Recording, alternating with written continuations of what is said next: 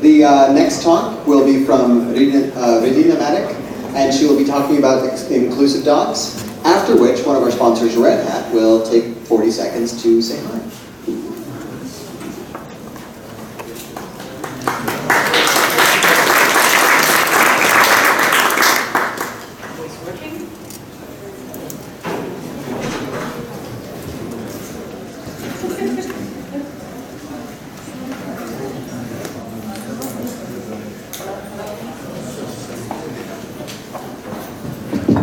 Okay. Welcome everybody. Thank you for coming to this session about tech communications or tech documents and accessibility. Okay, 2 cents about me. I'm basically Jill of all trades. I used to be a translator, I used to be a technical writer, I still do technical writing. I'm open source software and technology enthusiast. At the moment I'm doing my graduate degree at the University of Barcelona in digital content management. I work also in web and data visualization at the Rector Stats office. And this summer I spent working improving accessibility of K-Lite, which is a lightweight server application to deliver all the Khan Academy educational videos offline. This is with the organization Foundation for Learning Equality. And also, thanks to Mikey, which is here, I had the crazy idea about organizing the Jungle Girls workshop in Barcelona. So thank you, Mikey, for putting one thing more on my to-do list. Okay, so in this session we'll try to cover for whom do we do accessibility for, why should we bother, how do we make it possible, and some 6-ish tips about accessible content. I'm fine for being an expert. I'm just galling passionate about accessibility, following footsteps of other like-minded folks. Some of them are probably among you today, and also including my professor of accessibility from University of Barcelona, Mireia Ribeiro. So, who do we talk about? World Health Organization, in the fact sheet from last year, states there is over more than 1 billion people, it's about 15% of our population, which has some form of disability. So, okay, various types of disability. We can speak about temporary, we can speak about situational, or we can speak about permanent disability. Everybody who has broken a leg, had a temporary ailment, could be in temporary disability situation, or for example is sensitive to bright lights. So I, for example, for the love of everything on this world, can't read on the beach, no matter how dark glasses I put. So really high contrast content for me is a lifeline if I'm outside on a sunny day. And of course we have situations when disability is permanent. For example, Joanne, was born, that's not her, sorry. It's another girl who tried to test what it would be to wear a patch for a week. And there is she about talking about 7 things that she learned. So for people who have permanent disabilities, technology is like a limb they never had. So we are basically talking about something which is for everybody. High contrast can benefit those who have low vision or those who have to read in highly illuminated settings. When you offer timed captions and transcripts, this will benefit the blind users. This will benefit. I'm having slight issues here. Just a second.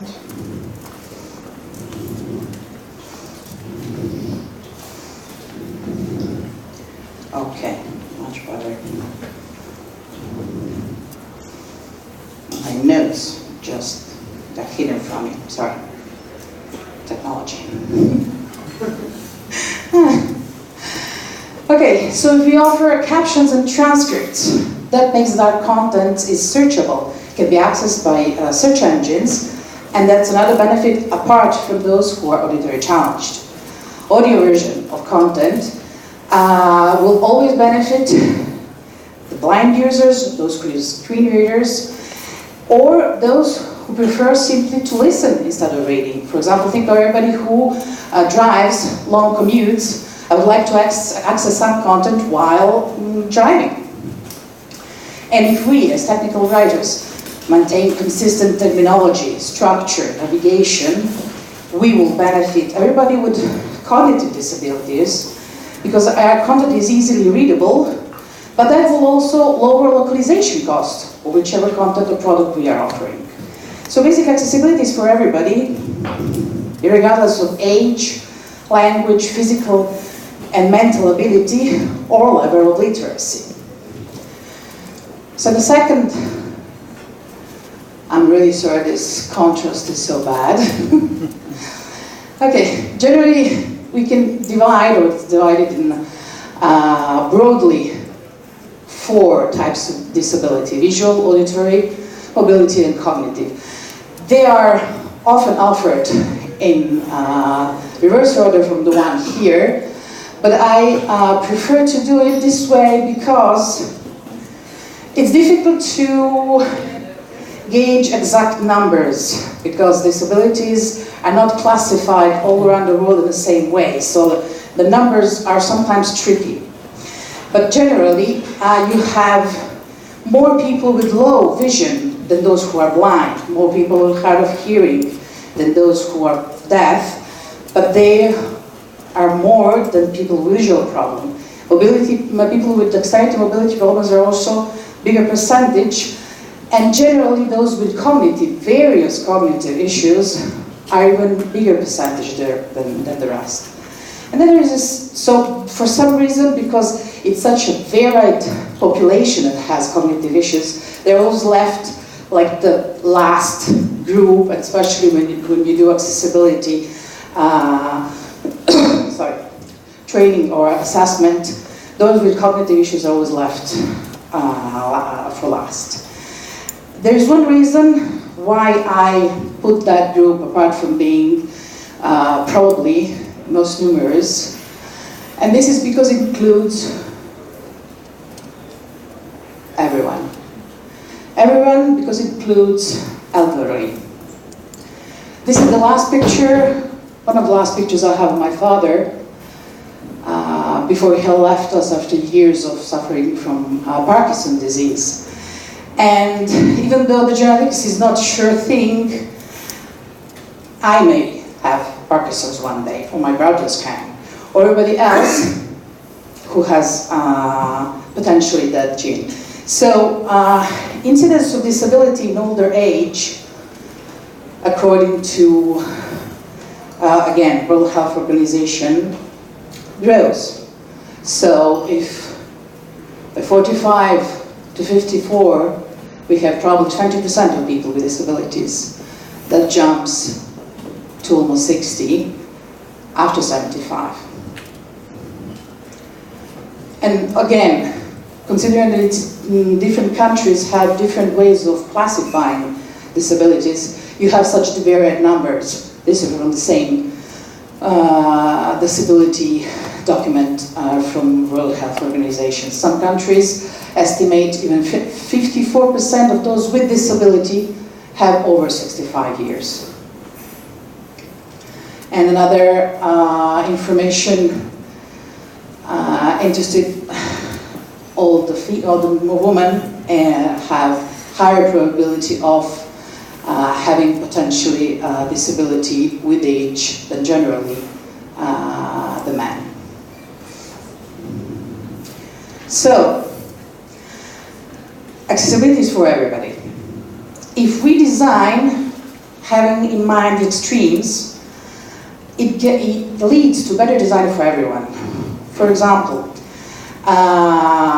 the fact that the Bell was only trying to help deaf people. And he eventually arrived to patenting the telephone, which from there got to inventing from Bell Labs the transistor, and that's why we have all the marvelous technology today.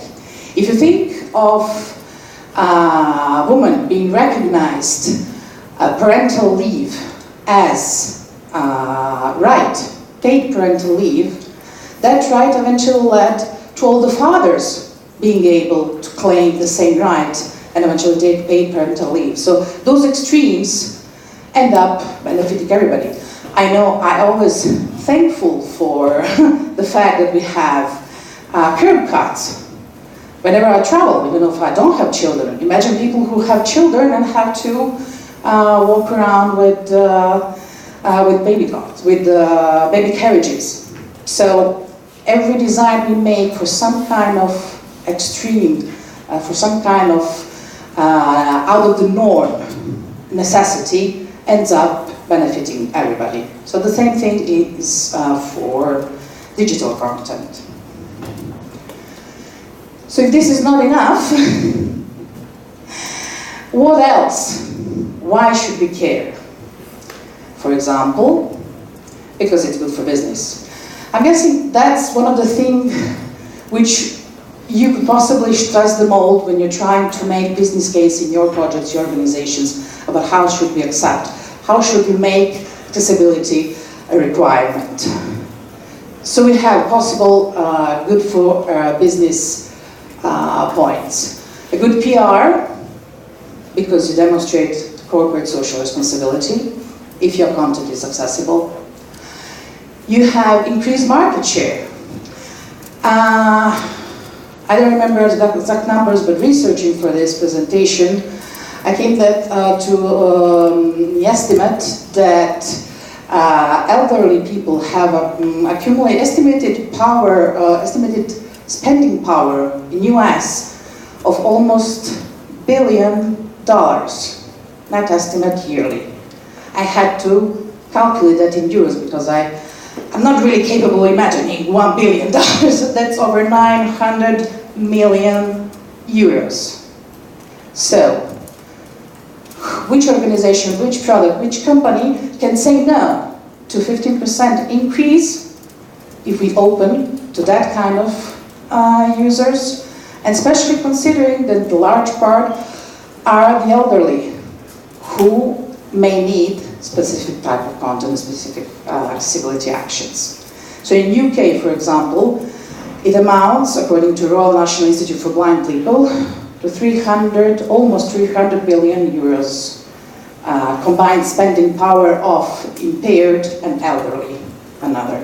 So the thing is, accessibility is much cheaper if you take it into account from the day one, okay? According to some reputable opinions, if you account for accessibility from the beginning of your digital content project, any kind of digital content, documentation, web, application, whatever, it will be between 1% and 3% of your total budget. But if you have to account and retrofit once complete project, it jumps to 10%. So for example, the famous British company, Tesco, implemented a fully accessible version of their online grocery store. It costed about £35,000 and it generated estimated annual revenue of £1.6 million. So those are the numbers that you could potentially have in mind when you talk in the organization. So on the third point here, we have how it benefits search engine optimization, improves mobile access greatly, and general overall usability of the products. And then you have reduced legal risk. It's not good for business per se, but it's good because it saves you a lot of bucks. So, sorry. I'm not even going to go into details here. Carl Groves, another accessibility consultant, started compiling a list in 2011. In less than a year, had more than 40 accessibility-related litigation and settlements list. Okay, and at that point he stopped updating it. So I'm guessing in 3 years from me, it jumped. These are just a couple of sentences. The first one, National Association of the Deaf in US versus Netflix, actually had a sentence just this year, and it was rejected the plaintiffs. But anyway, Netflix started offering audio descriptions for their, I think it was Daredevil, which is even absurd because it talks about a blind person. So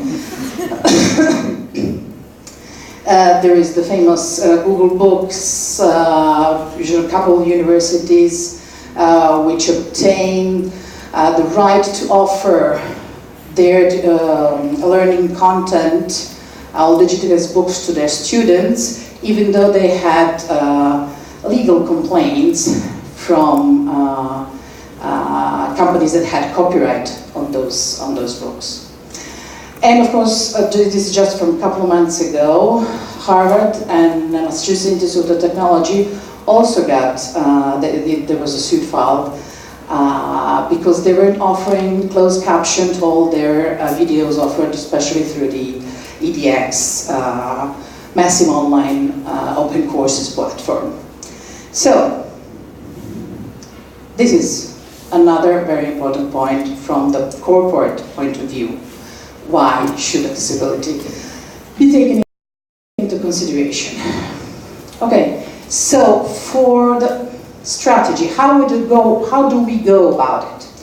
I got inspired by this, okay, sorry, I just can't remember the name.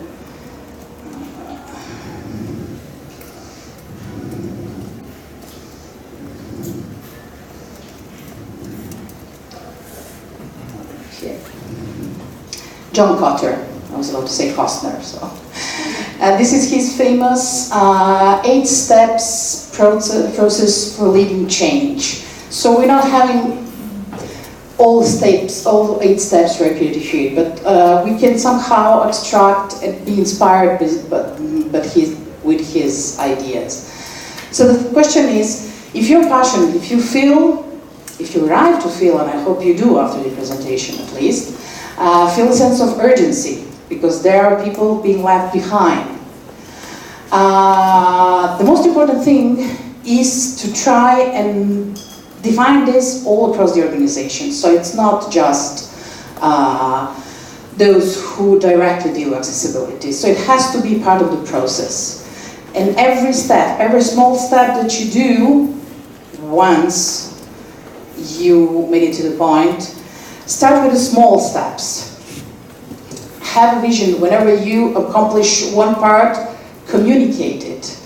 And you can't fix everything at once. So try doing it bit by bit. It's going to be easier.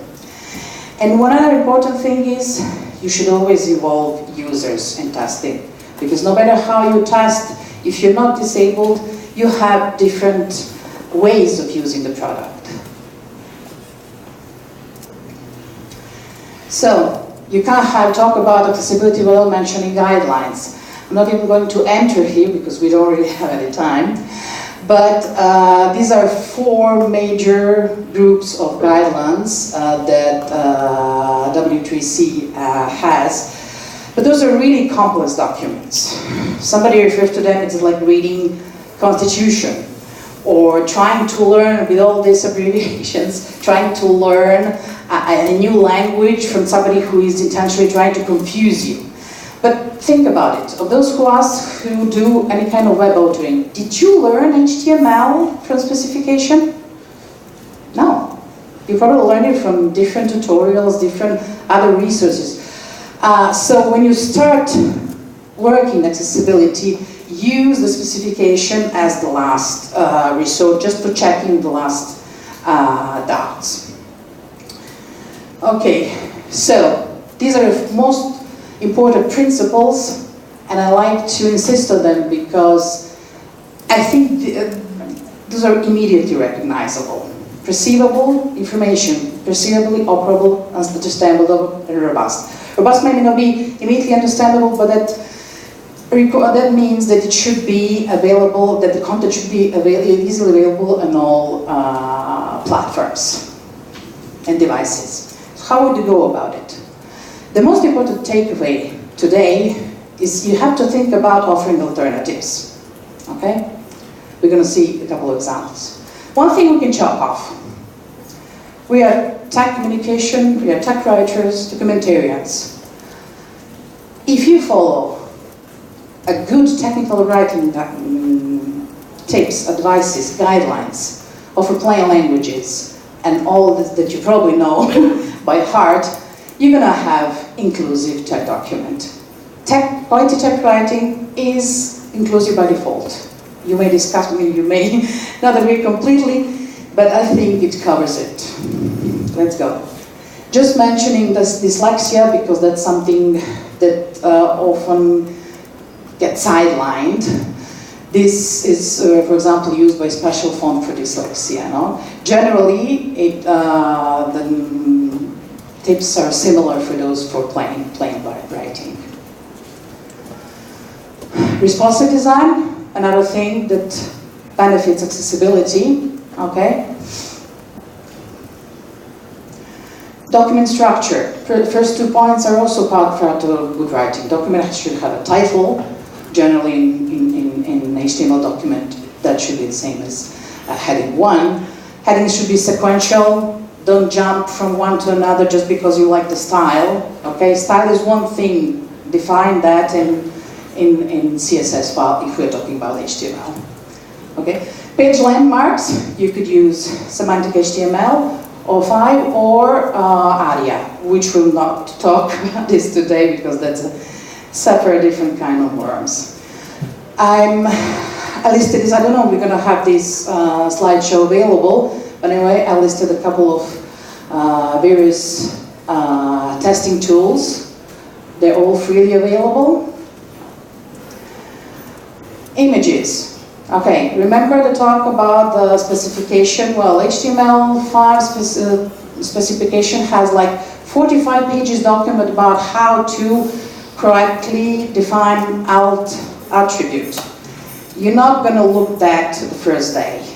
Okay? Try to make that elusive alt attribute, the describing the image. Try to convey both content and functionality of it. Okay? Do not put text because that will also be difficult to localize. And if you have an image that doesn't convey any, if it's decorative image, it doesn't convey content, doesn't have any content, just always put alt attribute. Don't forget it. More tools. Okay.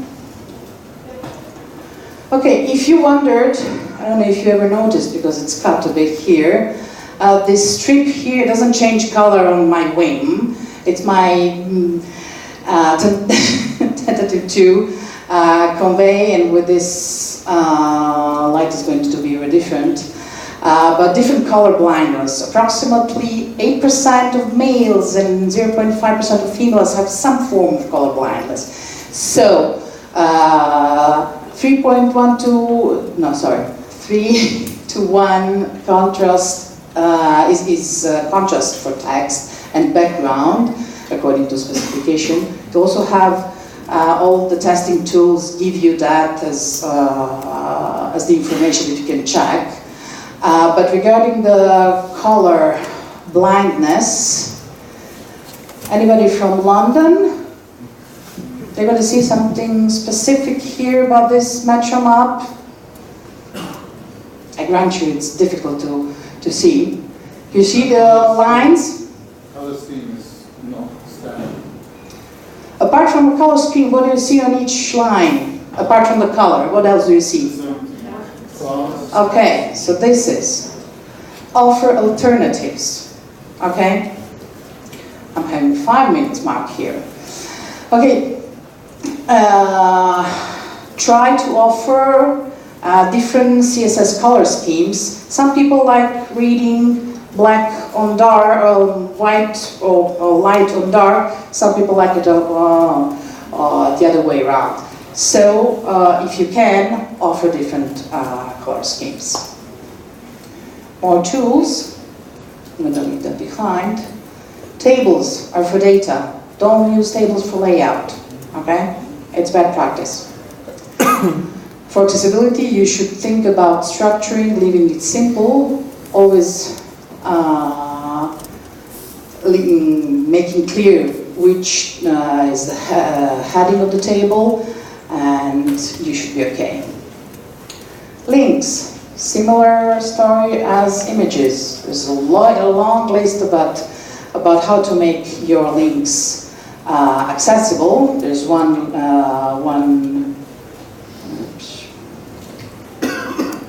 good reference. Don't put click or more or here. That's not really good and helping for people, especially those who use screen readers. Forms, if you have, label all the fields and check the tabbing order and avoid captchas or offer a textual alternative. Okay, keyboard navigation. People who have both screen reader users or those who have mobile dexterity issues, they use tab and shift tab to go through all the links, okay, or to all focus on elements. So you should check that. Once you get to the menus, you can even try if they work with arrow keys. Skip to is great when you have a content which has a long table of contents. Okay, this is a special link that you can define on the top of your page and allows user to skip to main content or skip to some other part of your document. Okay, don't use access keys. Access keys, that's debatable utility. And please never, ever do eliminate the default focus state unless you specifically define it. The best way is to define the style sheet with both focus and hover states. That would allow people, both who use mouse for navigation, those who use keyboard navigation, to have clear indication or where they are while they navigate your document. Some more general accessibility tools. Granted, we don't use a lot of audiovisual multimedia content, but remember alternatives, okay? So if you have audio, offer text transcript. That will help people who cannot hear, and that will also help raising the SEO value for your content. Same with video, okay? If it has no audio, always it should have text description. And of course, if you have a lot of video content, you should think about closed captions, interactive transcripts, and eventually audio description. And please don't do audio play. I hate it. And I'm sure I'm not the only one. Okay, so just a couple of audio accessible video players. Okay, there is a lot of them. I don't have a space nor time to go into that. And there is even Easy YouTube, nice player, which offer access for YouTube videos. Okay, and this is another one screenshot of one called Able Player by Tyrell Thompson. Okay. The last point on the talk, just a snippet about accessible PDFs. If you have to use them and you're creating them from some Office-like document, whether it's Microsoft or it's Libre or it's OpenOffice, whatever, always export as. There are several checkers. Of course, the Acrobat Professional Edition is the one that offers most possibility, but the thing is, always go to the source. You have to make a document accessible from the source and then export it eventually to PDF. Because there are some things you cannot possibly make, or it will take enormous amount of time. Okay, oh, sorry. And that would be it. I just want to say, like, the last comment. This is about everybody. So if you're not trying to make accessible for 15% of people who are disabled today, think about possibly yourself or anybody you have around. But yourself, you may be disabled today for a brief period of time or for longer, or you may be disabled 20, 30 years from now. So it is for everybody, even for yourselves.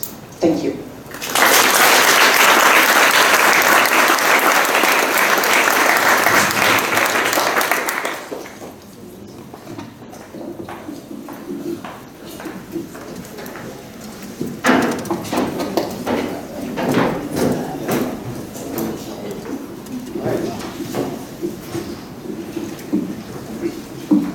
Thank you, Radina. And now a word from our sponsors.